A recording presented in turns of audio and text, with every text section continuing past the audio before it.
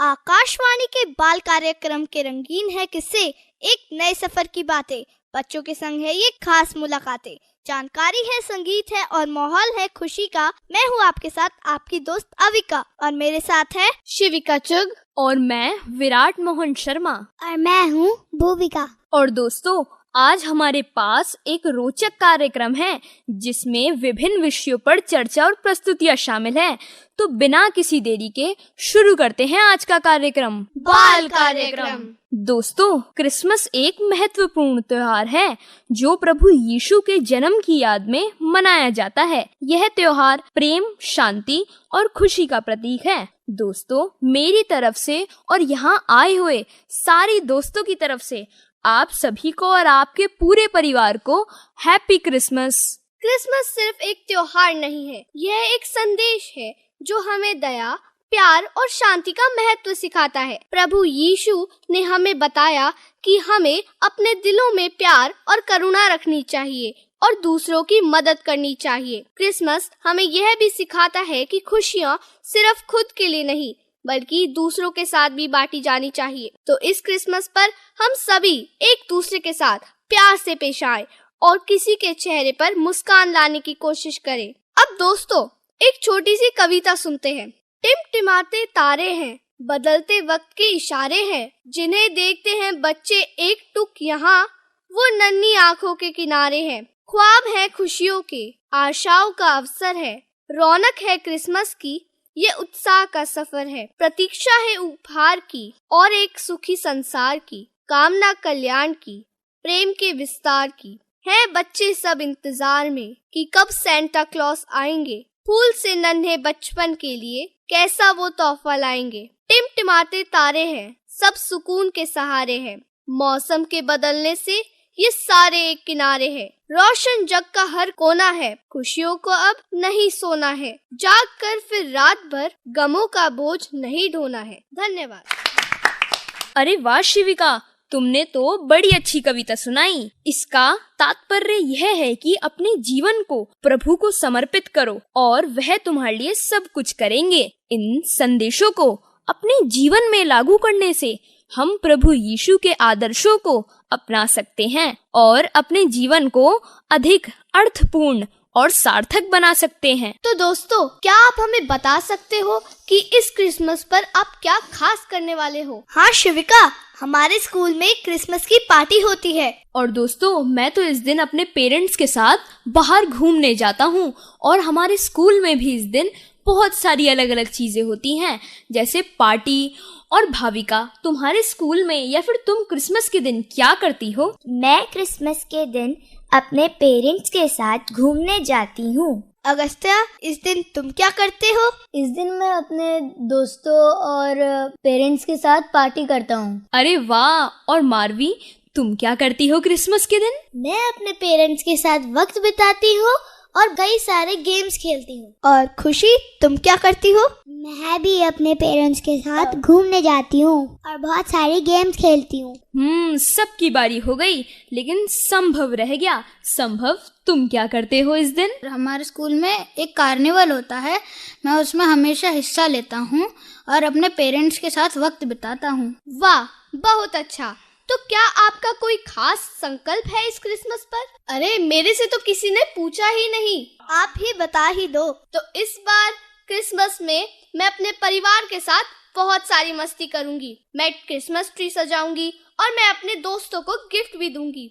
और हाँ, हम साथ में क्रिसमस कैरल भी गाएंगे। अरे वाह, ये तो बहुत अच्छी बात है शिविका। बस दोस्तों में हमें मत भूल जाना तुम। नहीं नहीं, ऐसा बिल्कुल नहीं है। देखते हैं आप कितना जानते हैं प्रभु यीशु और क्रिसमस के बारे में। मेरा पहला प्रश्न, प्रभु यीशु का जन्म किस स्थान पे हुआ था? क्या इसका जवाब बेथलेहम है? बिल्कुल सही।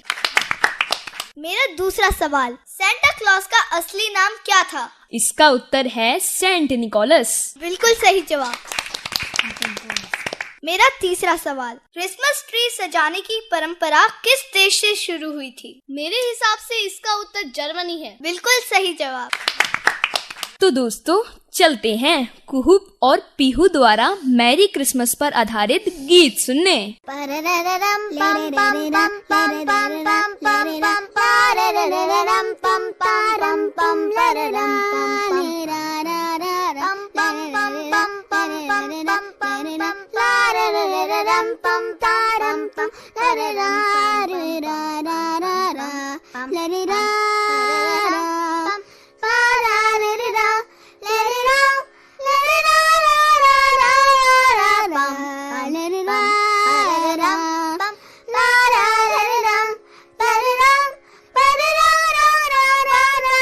Stars are blinking, lights are shining, snow is falling, bells are ringing, ding dong ding, ding dong ding, feel in the air, joy is there everywhere.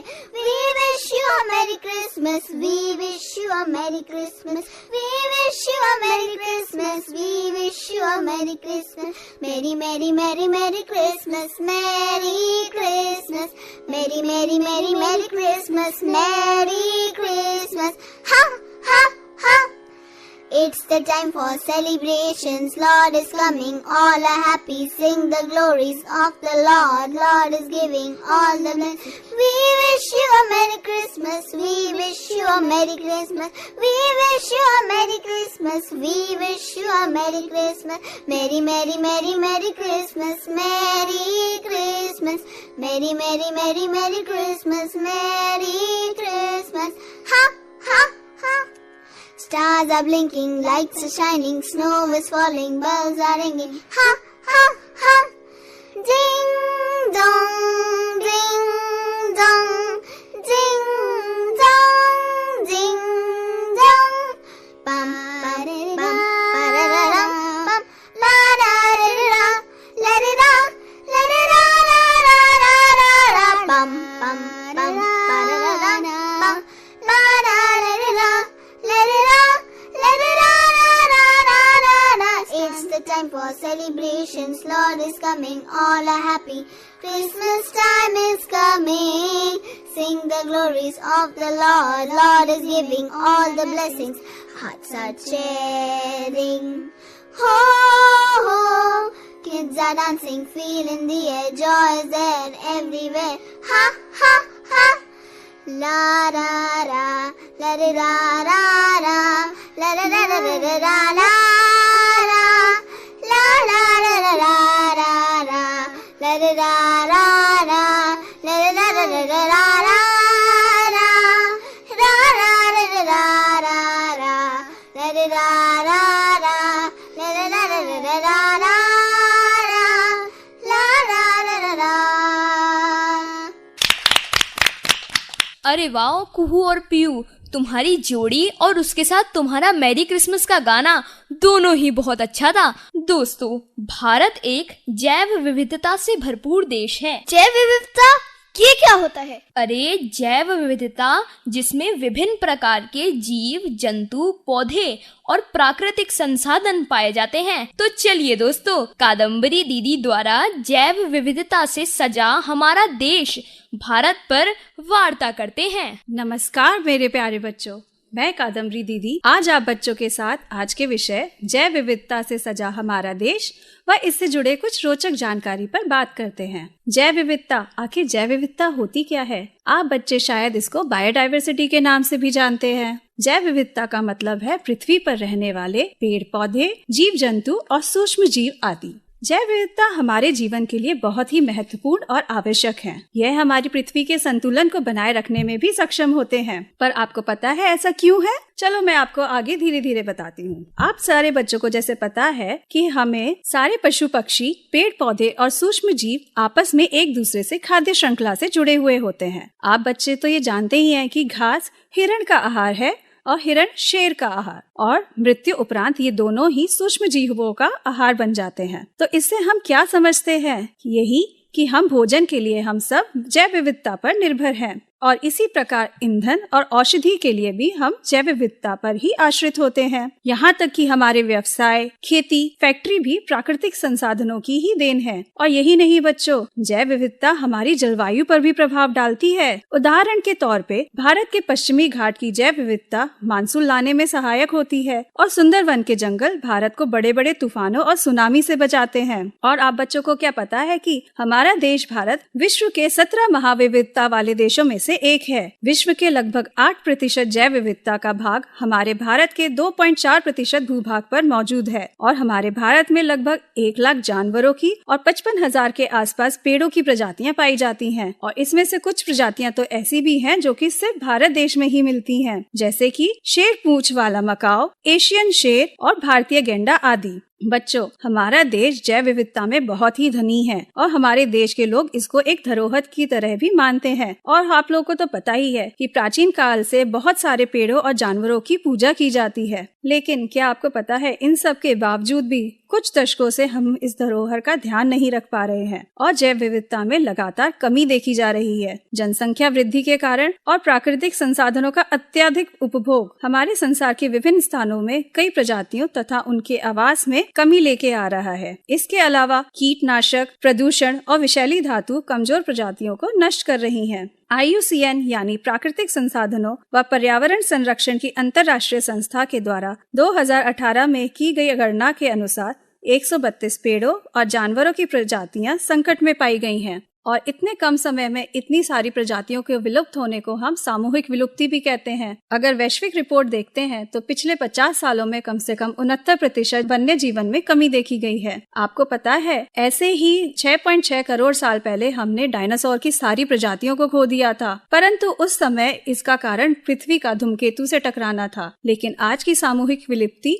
हम इंसानों की देन है। इस विलुप्ति को रोकने के लिए विश्व स्तर पर कई प्रयास चल रहे हैं। संयुक्त राष्ट्र संघ ने जैव विविधता को एक दिन पूरा समर्पित किया हुआ है। यह दिवस 29 दिसंबर को जैव विविधता दिवस के रूप में बनाया जाता है। 2000 तक इसको 29 दिसंबर को बनाया जाता था, लेकिन सन 2000 के बाद इसको 22 मई को बनाया जाने लगा। सन 2024 के जैव विविधता दिवस की theme be part of the plan है, यानी कि योजना का हिस्सा बने। इससे लोगों को संरक्षण में हिस्सेदारी और जिम्मेदारी पर जोर दिया गया। भारत ने भी इस समस्या के समाधान हेतु कई प्रयास किए हैं। केंद्र सरकार द्वारा 1972 में वन्य जीव संरक्षण अधिनियम पारित किया गया, जिसके अंतर्गत देश में कई अभयारण्य और राष्ट्रीय उद्यानों की स्थापना की गई। केंद्र सरकार ने इसके अलावा आर्द्र भूमि संरक्षण, वन्य जीव अपराध नियंत्रण ब्यूरो जैसी संस्थानों की भी स्थापना की और समय समय पर राज्य सरकारों को वित्तीय और तकनीकी सहायता देने से भी केंद्र सरकार कभी पीछे नहीं रही। ये सब राष्ट्रीय और अंतर्राष्ट्रीय स्तर पर प्रयास चल रहे हैं। पर बच्चों,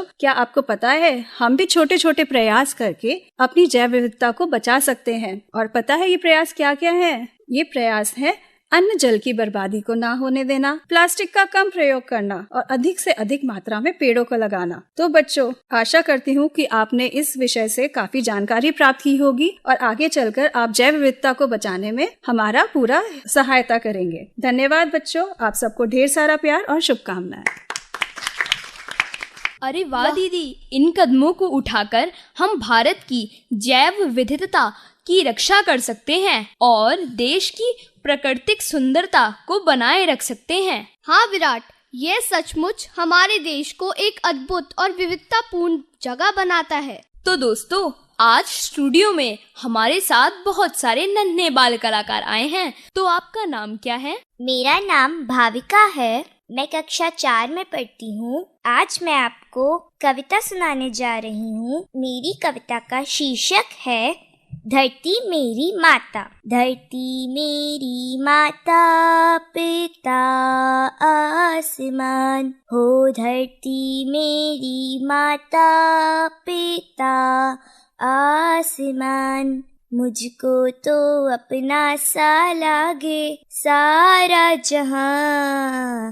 धरती मेरी माता, पिता आसमान। सा सा ग म प धनी ध प, धनी ध प ध प म प म ग ग रि सा सा सा ग म प, धनी ध प धनी धप धप म प म ग ग रे सा।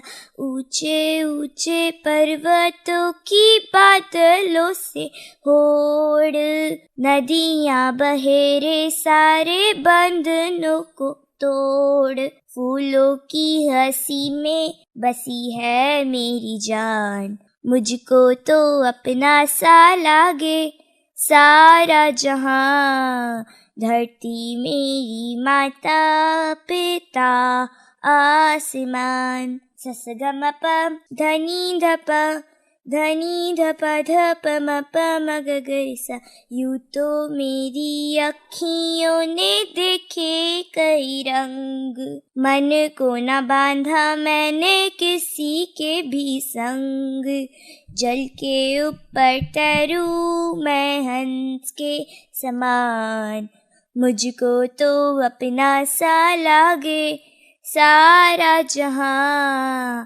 धरती मेरी माता पिता आसमान, हो धरती मेरी माता पिता आसमान। जय हिंद।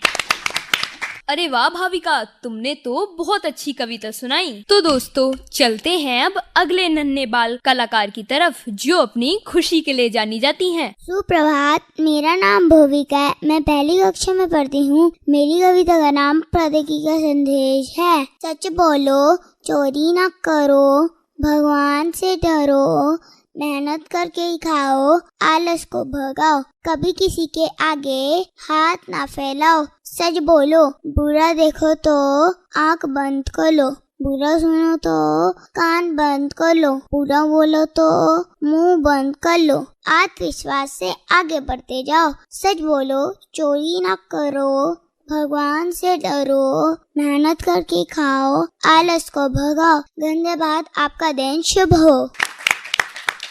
अरे वाह खुशी, तुमने तो बहुत अच्छी कविता सुनाई। आज मैं आपको एक क्रिसमस कैरल सुनाने जा रही हूँ। आशा आपको पसंद आएगा। Everybody likes to take a holiday.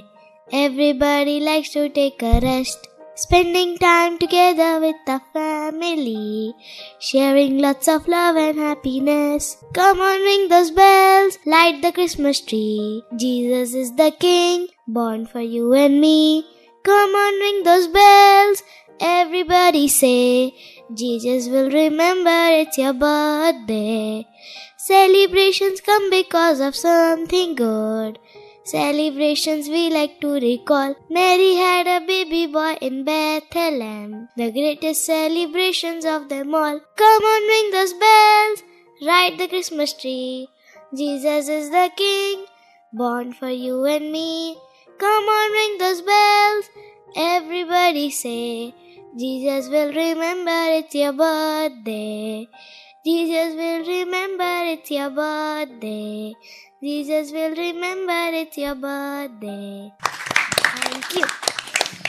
मारवी, तुमने तो बहुत सुंदर कैरल सुनाया। तो शिविका, क्या तुम्हें गणित पसंद है? अरे विराट, बीच में गणित कहाँ से आ गई? शिविका, मेरे ख्याल से तुम भूल गई हो कि आज 22 दिसंबर को गणित दिवस है। अरे हाँ विराट, आज तो महान गणितज्ञ श्रीनिवास रामानुजम की जयंती होती है। रामानुजन की याद में हम मनाते हैं गणित दिवस। उनकी प्रतिभा और योगदान को हमेशा याद रखेंगे हम सब। उनका जीवन हमें यह सिखाता है कि सपने बड़े देखो और मेहनत से उन्हें पूरा करो। मेरा नाम लारना त्रिपाठी है और मैं कक्षा 8 की छात्रा हूँ। आज मैं आपको भारत के महान मैथमेटिशियन के बारे में बताने वाली हूँ, जिनका नाम श्री रामानुजन श्रीनिवास था। उनका जन्म 22 दिसंबर 1887 को तमिलनाडु के ईरोड में हुआ था। हम लोग 22 दिसंबर को मैथमेटिशियन डे की तरह भी मनाते हैं। बचपन से ही गणित में उनकी गहरी रुचि थी। उन्होंने बिना किसी औपचारिक शिक्षा के गणित के क्षेत्र में असाधारण योगदान दिए। रामानुजन ने संख्या सिद्धांत, अनंत श्रेणी और गणित के अन्य क्षेत्रों में महत्वपूर्ण खोजें की। उन्होंने हार्डी-रामानुजन संख्या, रामानुजन थीटा फंक्शन और रामानुजन प्राइम जैसी अवधारणाओं को विकसित किया। रामानुजन ने अपने गणितीय कार्य को प्रसिद्ध गणितज्ञ जी.एच. हार्डी को भेजा और रामानुजन के काम से हार्डी जी बहुत प्रभावित हुए और उन्हें कैम्ब्रिज विश्वविद्यालय में आमंत्रित किया। वहाँ रामानुजन ने हार्डी के साथ मिलकर कई महत्वपूर्ण शोध कार्य किए, लेकिन रामानुजन का स्वास्थ्य खराब हो गया और उन्हें भारत लौटना पड़ा। रामानुजन की गणित प्रतिभा और उनके द्वारा किए गए असाधारण योगदान ने उन्हें दुनिया भर में प्रसिद्धि दिलाई। उनकी विरासत आज भी गणित के क्षेत्र में जीवित है। दोस्तों, क्या आपको पता है कि वह 13 साल की उम्र में ही त्रिकोणमिति में महारत हासिल कर ली और कागज महंगा होने के कारण उन्होंने अपने गणितीय सूत्रों को निकालने के लिए स्लेट का इस्तेमाल किया। हमें रामानुजन के जीवन से ये सीखना चाहिए कि प्रतिभा को निखारने के लिए औपचारिक शिक्षा हमेशा ज़रूरी नहीं होती। कठिन परिस्थितियों में भी हम अपने लक्ष्य को प्राप्त कर सकते हैं और ज्ञान की कोई सीमा नहीं होती और हमें हमेशा सीखने के लिए तत्पर रहना चाहिए। दोस्तों, रामानुजन की कहानी तो प्रेरणादायक ही है, लेकिन क्या आप जानते हैं कि गणित की दुनिया भी बहुत मजेदार है? आइए सुनते हैं कुछ दिलचस्प बातें। क्या आपको पता है शून्य का आविष्कार भारत में हुआ था?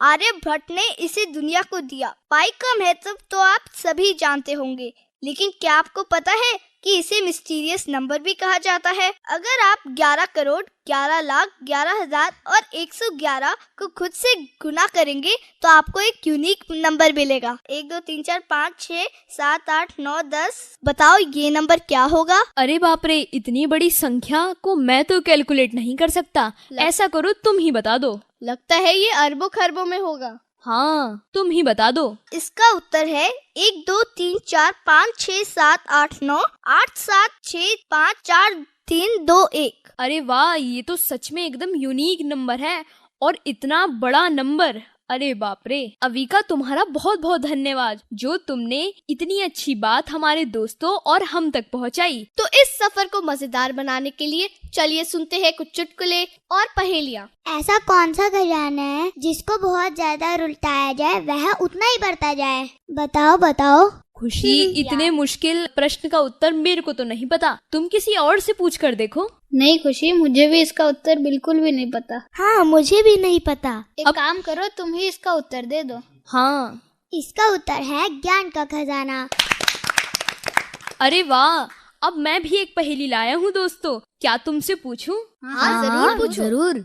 वह कौन सी कली है जो बागों में नहीं खिलती पर घर की दीवारों पर जरूर खिलती है? छिपकली। अरे वाह, इसका तो उत्तर तुमने पहली बार में ही दे दिया। चलो अब मैं पूछता हूँ। हरी झंडी लाल कमान, तौबा तौबा करे इंसान। बताओ बताओ इसका उत्तर क्या होगा? इसका उत्तर तो लाल मिर्च होना चाहिए। अरे वाह अगस्त्या, तुमने तो मेरी पहेली का उत्तर एक ही बारी में बोल दिया। ऐसी कौन सी चीज है जो महीने में एक बार आपके पास आती है लेकिन सिर्फ 24 घंटे बाद वापस चली जाती है? बारिश। नहीं। क्या इसका उत्तर तारीख है? बिल्कुल सही जवाब शिविका। अगली पहेली। ऐसी कौन सी चीज है जो पानी से बनी है लेकिन उसे सूरज भी नहीं सुखा सकता है? बताओ बताओ। इलेक्ट्रिसिटी। नहीं नहीं। पसीना। बिल्कुल सही उत्तर दिया तुमने अविका। अब मेरी बारी। इसको बूझो तो जाने। खुद वह कुछ ना खाती लेकिन सबको खूब खिलाती। बताओ बताओ। नहीं। हाँ, बिल्कुल सही बोला संभव। अगली पहेली। मैं हूँ हरी, मेरे बच्चे काले, मुझे छोड़ मेरे बच्चे खा ले। बताओ इसका उत्तर क्या है? क्या इसका उत्तर रेलगाड़ी है? नहीं। हिंट के लिए मैं यह बता सकता हूँ कि ये घरों में अक्सर रसोई में ही रहती है और चाय में लोग इसे डालकर बहुत खुश होते हैं। क्या इसका उत्तर इलायची है? अरे वाह, बिल्कुल ठीक बोला तुमने शिविका। हमने अब बहुत सारी बातें कर ली। अब चलो जानते हैं किसान दिवस के बारे में। जय जवान जय किसान एक प्रसिद्ध नारा है जो भारत के पूर्व प्रधानमंत्री लाल बहादुर शास्त्री जी ने दिया था। उनका यह नारा 1965 के भारत पाकिस्तान युद्ध के दौरान इलाहाबाद जिले के उरुवा गांव में एक सार्वजनिक सभा में दिया था। इस नारे का मकसद था कि देश की रक्षा के लिए सैनिकों को प्रोत्साहित किया जाए और किसानों में खाद्यान्न उत्पादन बढ़ाने के लिए उत्साह पैदा किया जाए। हाँ अविका, यह नारा भारतीय सेना और किसानों के योगदान को सम्मानित करने के लिए दिया गया था। यह नारा भारतीयों को अपने देश की रक्षा और समृद्धि के लिए काम करने के लिए प्रेरित करने के लिए दिया गया था। सही कहा विराट। किसान हमारे देश की रीढ़ है, उनके बिना हम अन्न नहीं पा सकते। आइए इस खास दिन पर हम किसानों को धन्यवाद करें और सुनिए एक मजेदार कहानी जो हमें बताती है कि किस तरह किसान अपनी मेहनत और संघर्ष से हमारे लिए फसल उगाते हैं। मेरा नाम आहाना सचदेवा है और आज मैं किसान दिवस पर एक कहानी सुनाना चाहती हूँ। एक बार माटी, धूप, पानी तीनों एक साथ बैठे हुए थे। बात शुरू करने के लिए माटी ने सोचा, आज सबको अपनी अहमियत बता ही देती हूँ। माटी बोली, मैं ना होती तो इस दुनिया का क्या होता। किसान किस में बीज बोता, किस में खेती करता। मेरे बिना कुछ संभव नहीं। बस वो तो मैं अपने ऊपर गुमान नहीं करना चाहती। धूप बोली, मैं भी खेती के लिए बहुत काम की हूँ। मेरी कीमत भी किसी से कम नहीं। यह बात आप समझ लीजिए। मेरे होने से माटी उपजाऊ होती है, पेड़ पौधों में बढ़ोतरी होती है। अपने क्या क्या फायदे गिनवाऊं? मेरे अनगिनत लाभ हैं। बस मैं अपने ऊपर ज्यादा घमंड नहीं करना चाहती।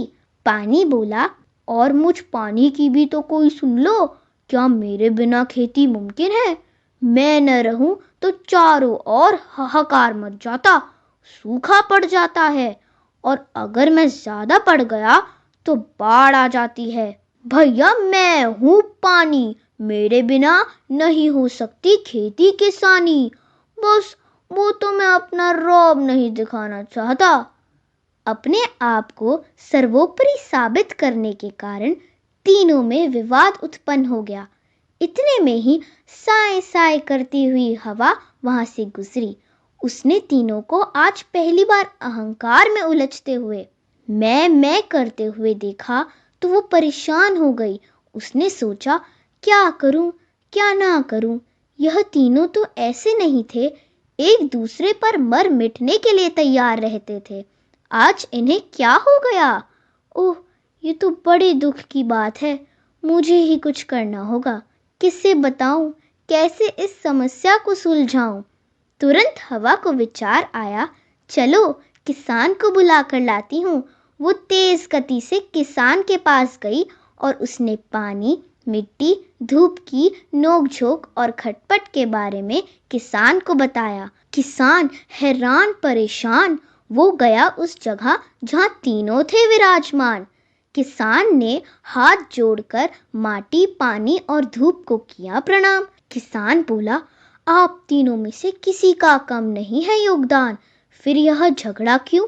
आपके अच्छे तालमेल से अच्छी खेती होती है और अच्छी खेती से अच्छी उपज पैदा होती है और अच्छी उपज से किसान के जीवन में समृद्धि और संपन्नता आती है। मैं किसान आपका बहुत करता हूँ सम्मान।